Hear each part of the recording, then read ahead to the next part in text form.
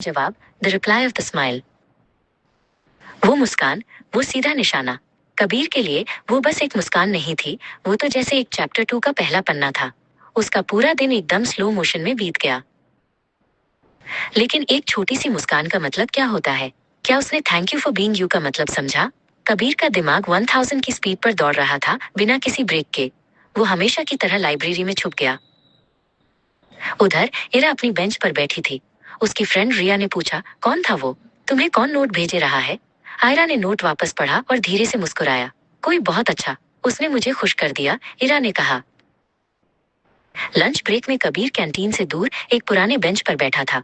उसको लगा जैसे वो एक साइड कैरेक्टर है जो मेन हीरो से मिलने की हिम्मत नहीं कर पा रहा। उसी कुछ करना था।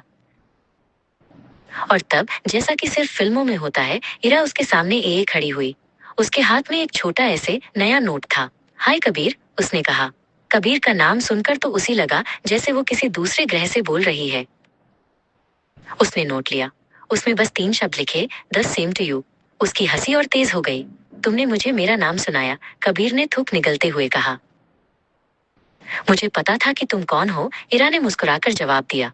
गिरने वाले किताबों के धमाका के बाद कैसे भूल सकती थी? उसने कबीर की तरफ देखा, उसकी आंखों में एक साफ चमक थी। और तुम्हारा नोट, इरा धीरे से बोली, मुझे वो थैंक यू बहुत पसंद आया। मैं तो सोच रही थी कि तुमने यूएस दिन सॉरी क्यों नहीं कहा।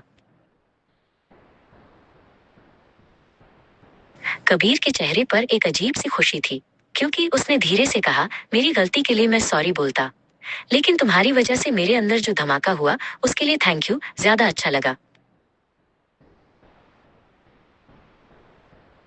आरा ने हल्के से हंसा।